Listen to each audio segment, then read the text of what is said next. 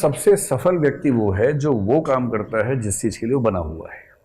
तो एक बार अपने स्वभाव को ठीक से टटोल लीजिए। और ये पहचानना आसान नहीं होता है। कुछ लोगों को बचपन से एकदम साफ पता होता है कि उनको क्या करना है, क्योंकि उनका स्वभाव एकदम एक तरफ साफ साफ होता है कि यही करना है, कुछ और नहीं करना है। कई लोगों के साथ क्या होता है कि वो कई चीज़ों में अच्छे होते हैं, कई चीज़ों में रुचि भी होती है, और उनकी ज़िंदगी का एक बड़ा हिस्सा इसी में निकल जाता है कि मैं दरअसल इनमें से कौन सी चीज़ को लेके आगे बढ़ सकता हूँ, किसको लेके आगे नहीं बढ़ सकता हूँ। तो अपना स्वभाव और अपनी रुचि, और अगर ये दोनों चीज़ें आपकी मिलती हैं एक खास क्षेत्र में, स्वभाव का मतलब अभी क्षमताएं भी इसमें शामिल हैं। जैसे हमारे भारतीय दर्शन में एक शब्द चलता है सत्व गुण, रजस गुण और तमस गुण। आपने सुना है इसका जिक्र? ये बहुत बेसिक तरीका है एक ह्यूमन इंडिविजुअल की पर्सनैलिटी को समझने का, और हम सब के अंदर ये सारे गुण तीनों होते हैं, अनुपात अलग अलग होता है।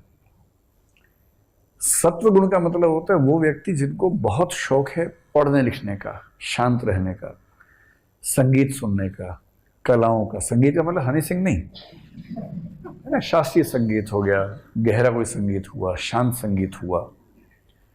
कलाएं हैं तो कलाएं भी गहरे स्तर की कलाएं, उस तरह का इंटरेस्ट। जिनको पावर का नशा एकदम नहीं है, उन्हें पावर चाहिए ही नहीं। कोई उनसे कहे कि आप पावर ले लो, वो कहते हैं ना भाई ना, तुम ही लो, चलो चलो चलो यहाँ से, हमें नहीं चाहिए पावर। उनको कोफ्त होती है इस बात से, तनाव होता है। कबीरदास तो इसी आपके राज्य के बड़े शानदार कवि हुए, हालांकि उस समय उत्तर प्रदेश नहीं था और जगह यही थी। तो कबीरदास के बारे में एक हम समझने के लिए कहानी गढ़ लेते हैं कभी कभी क्लास में। एक कथन है बहुत प्रसिद्ध कि संत वो नहीं है जो समाज से दूर भाग गया, संत वो है जो जानता है कि अगर मैं समाज में उतर गया तो सबको हरा दूंगा, पर वो उससे पहले ये भी जानता है कि इसके बाद भी गलत संघर्ष में खुद को शामिल करना अपना नुकसान करना ही है। वो जानता है कि दौड़ में दौड़ूंगा तो सबको हरा दूंगा, पर वो ये भी जानता है कि चूहों की दौड़ में जीतने वाला भी चूहा ही होता है। और सारे चूहे दौड़ रहे हैं, आपसे भी कह रहे हैं आजा आजा आजा। आप कह रहे अच्छा अच्छा, आ गए, आप भी दौड़ने लगे, जीत गए, सारी जिंदगी चूहों की दौड़ में जीतने में खर्च कर दी, और अंत में क्या साबित हुआ? आप सबसे तेज चूहे हैं। कि यही जीवन था? ज्यादा मजा इसमें है कि चूहे कह रहे हैं कि आजा आजा आजा, और आप कह रहे नहीं तुम दौड़ो, ये दौड़ तुम्हारी है, हम अपनी दौड़ अपने तरीके से चुनेंगे, ये हमारी दौड़ नहीं है। तो जो इस प्रकृति के लोग होते हैं ना, वो सत्व गुण वाले लोग हैं। रजस गुण वाले लोग वो हैं जिनको बहुत एनर्जी से भरे हुए हैं, ताकत, ऊर्जा, ये कर दूं, वो कर दूं, ये करना है, वो करना है, प्लानिंग, ये वो।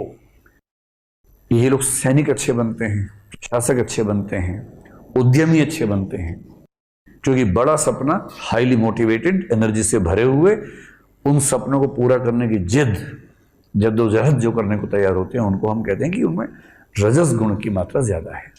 और तमोगुण या तमस गुण का मतलब आमतौर पर है जो बहुत ही सुस्त और बहुत ज्यादा खाने पीने में रुचि रखने वाले लोग हैं। खूब जम के खाया, टुंडा कबाब खाया, कुछ और खाया, जो भी खाया, मतलब इतना खाया कि अब हिला नहीं जा रहा। दो लोगों ने उठाया, साथ में पकड़ के ले गए और ले जाके पलंग पे गिरा दिया, और वो जिस मुद्रा में गिरे उसी मुद्रा में सो गए। 12-14 घंटे बाद जब प्रकृति ने उठाया तो वो उठे और बोले वाह बड़ा मजा आया था कल खा के, खूब सोए, उठे, अब क्या करें, अब खाते हैं। खाया सोया, खाया सोया, खाया सोया। मैं अक्सर मजाक में बोलता हूँ, हमारे हॉस्टल के एक मित्र थे, उसी प्रकृति के लोग व्यक्ति थे, संजय नाम था उनका। तो उनके बारे में कहावत प्रसिद्ध हो गई थी कि जब संजय जी सोते सोते थक जाते हैं तो सो जाते हैं, क्योंकि थक गए हैं ना। तो भाई अपनी प्रकृति पहचान लीजिए।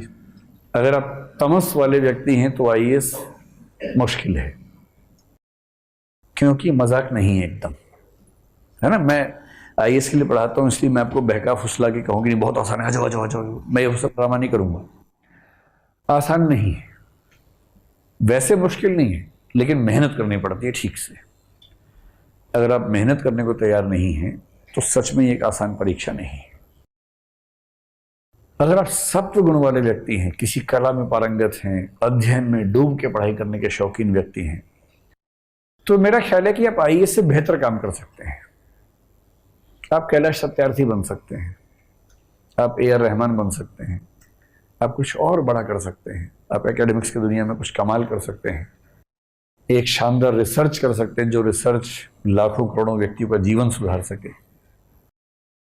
लेकिन यदि आप हाईली मोटिवेटेड व्यक्ति हैं, पढ़ाई में ठीक है, मैं आपसे स्पष्ट रूप से एक बात कह रहा हूं, मैं आजकल बच्चों को खूब समझाता हूं, आईएएस बनने के लिए आपको एक एवरेज आईक्यू चाहिए। आईक्यू आप समझते होंगे, इंटेलिजेंस कोएफिशिएंट, यानी बुद्धिमत्ता। मतलब अगर आप एवरेज आईक्यू के व्यक्ति हैं, स्मार्ट हैं, स्ट्रेटेजी बना लेते हैं या कोई और बना के तो समझ लेते हैं कम से कम, मेहनती हैं, डिसिप्लिन्ड हैं, सस्टेन्ड मोटिवेशन, निरंतर चलने वाला मोटिवेशन जिसको हम परसिवियरेंस कह देते हैं, लगन कहते हैं, दृढ़ता आपके अंदर है, डिटर्मिनेशन आपके अंदर है, पेशेंस है, धैर्य है, तो ये एग्जाम बहुत मुश्किल नहीं है, नहीं तो बहुत मुश्किल।